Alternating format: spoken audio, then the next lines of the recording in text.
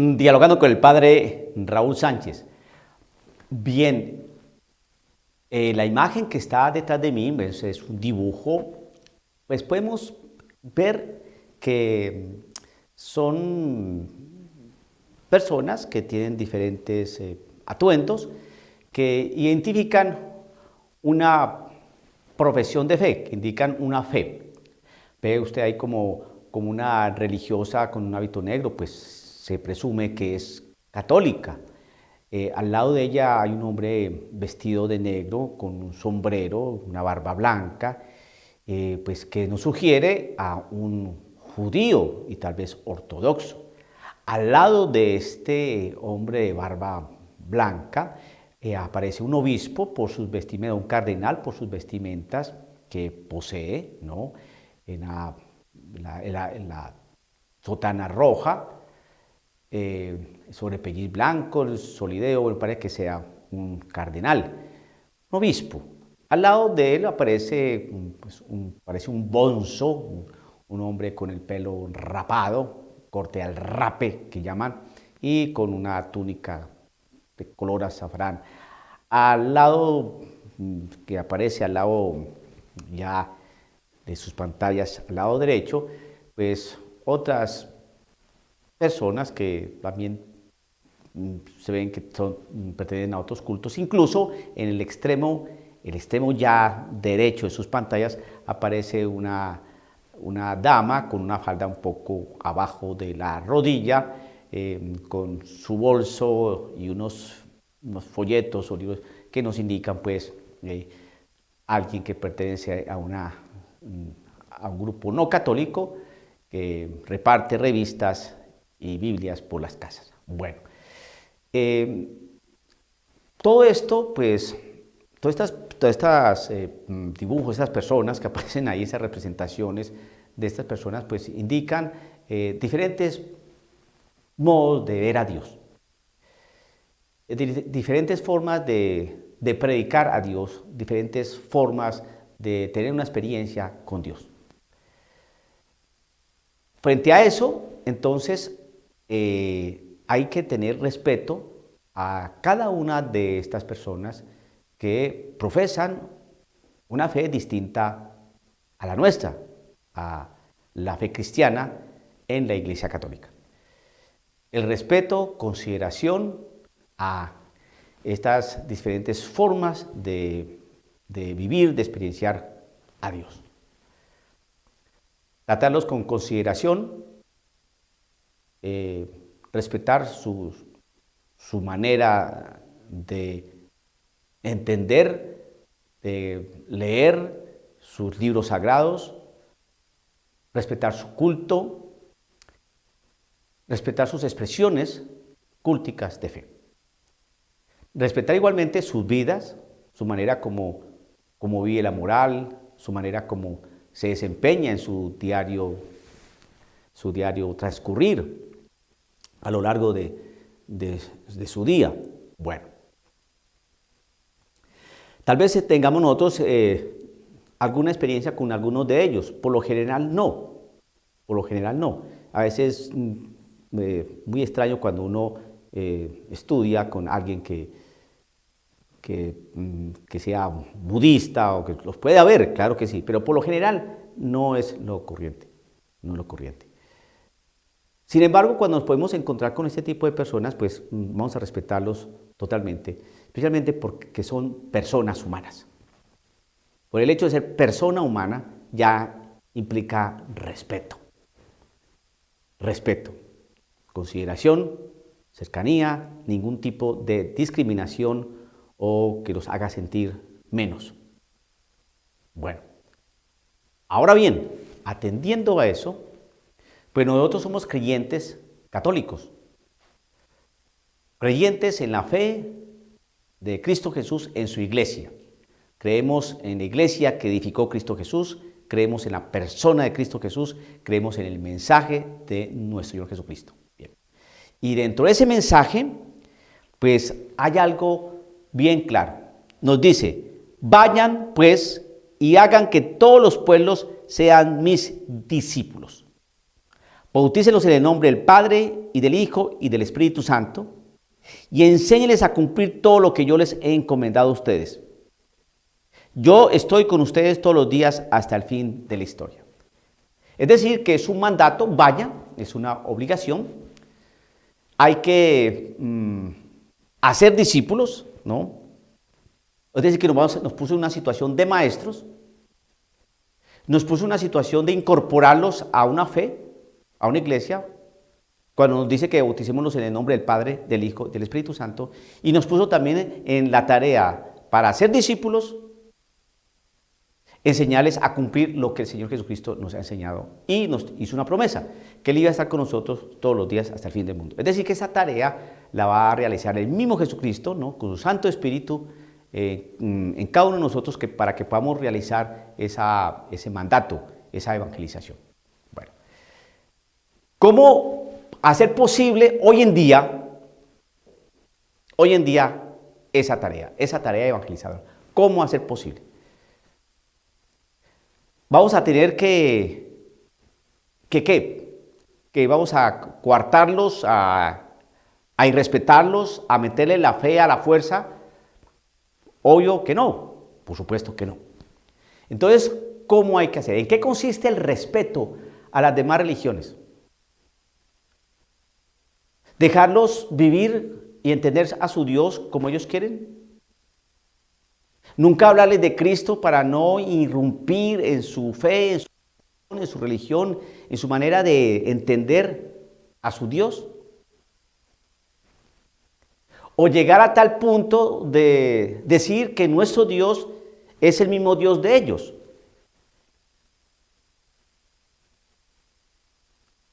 Cuando se nos dice que Dios, ¿no? Que tenemos que orar y tenemos que todos tenemos un mismo Dios,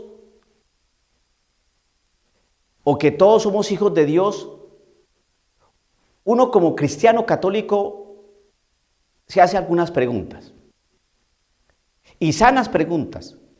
No preguntas por molestar, por ser inquisidor, ¿por qué? Por causar problemas, por ser una persona intolerante e incisivamente cáustico y perturbador.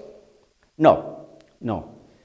Pero uno que tiene fe y que ha recibido una fe donde se nos dice que nosotros tenemos vivimos la religión verdadera, sin menosprecio de las otras fes, ni más faltaba, pero tenemos una religión, ¿no? Nuestra fe se basa en alguien que se dijo que era el camino, la verdad y la vida. Y se nos habla de un Dios. Entonces nos dicen que no hay que pelear. Cuando nos dicen que no hay que pelear, ¿a qué se refieren con no pelear? Que ahí no hay que estar peleando. ¿Qué significa no pelear, no estar peleando? A mí me gustaría que me resolvieran esa pregunta. ¿Qué se entiende hoy en día por no pelear? 2. Cuando se nos habla de Dios, que es el Padre de todos, una buena pregunta de alguien que le interesa su fe, llama a Cristo Jesús, uno quisiera saber, ¿y quién es ese Padre de todos? Me gustaría que me mostraran al Padre de todos. ¿Quién es ese Padre de todos? Y según nuestra enseñanza católica, la Iglesia Católica, nuestra fe cristiana, nuestra fe en Cristo Jesús, nos dice que Jesucristo es el único camino para llegar al Padre. Ese Padre que nos habla ese texto, que Jesucristo es el único camino para llegar al Padre, ¿es el Padre de todos?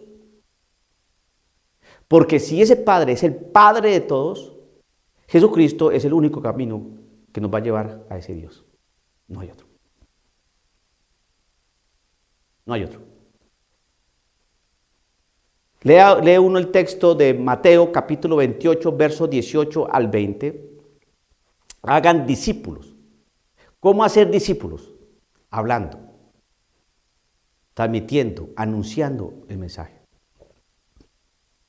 ¿Con violencia? No. El Señor no habla nada de eso en su mandato. Vayan y hagan discípulos. Y no dice, vayan y coarten y violenten y opriman para que el mensaje sea recibido. No. Anunciar, sí. Anuncien, es decir, que hay que hablar. Entonces, en ese hablar se van a tener que expresar algunas verdades. Y esas verdades significan pelear porque tal vez no van a estar de acuerdo con otros enfoques y otras creencias. ¿Cómo evangelizar en el día de hoy? ¿Cómo llegar a fraternizar con otras personas que profesan otra fe, hacen parte de otra cultura, tienen otras religiones? ¿Cómo hacer posible que el mensaje llegue?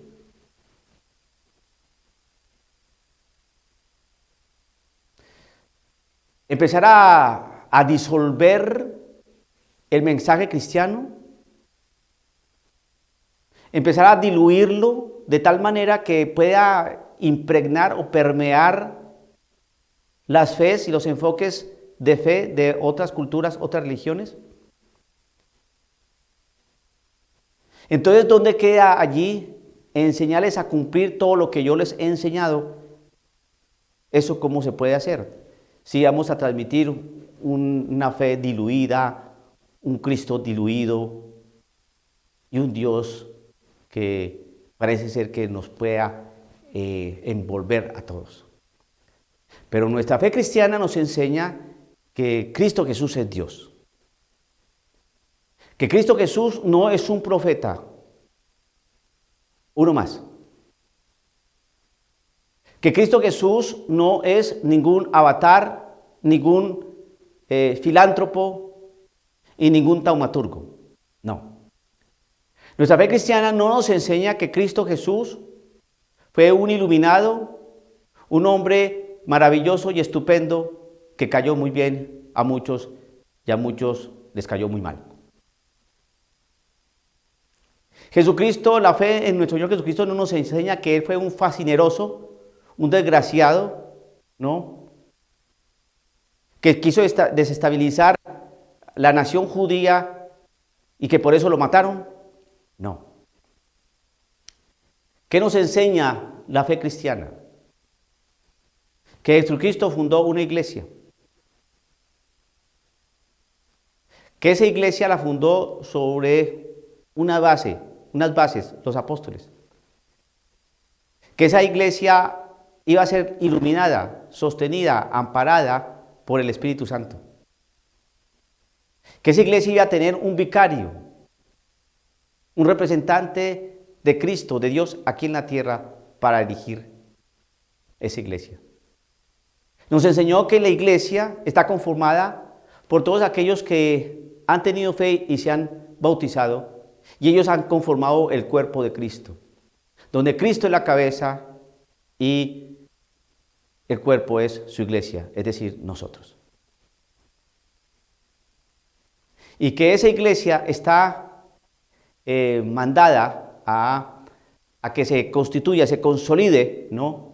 Y por eso ha enviado apóstoles, profetas, maestros, evangelizadores, para consolidación de esta misma iglesia, de este mismo cuerpo. Y que esa iglesia, para que sea más fortalecida, más coherente, pues está dotada por unos dones, por unos carismas que arrojan unos frutos, para que ese cuerpo de esa iglesia sea un cuerpo maduro.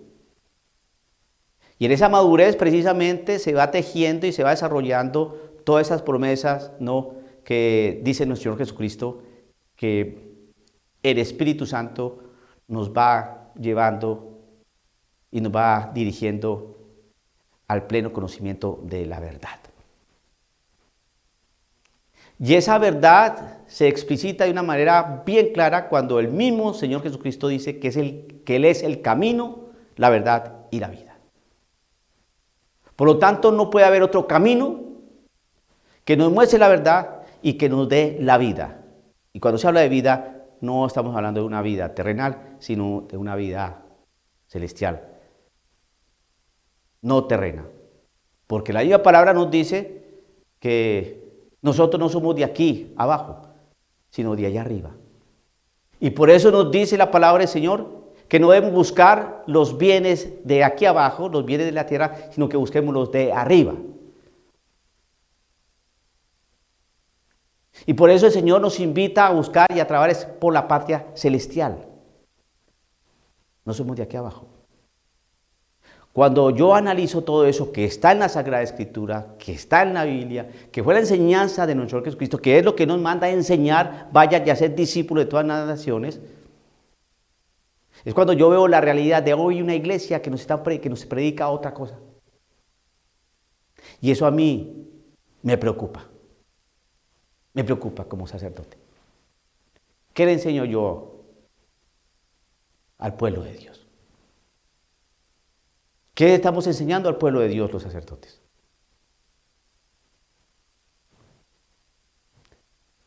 Dialogando con el padre Raúl Sánchez.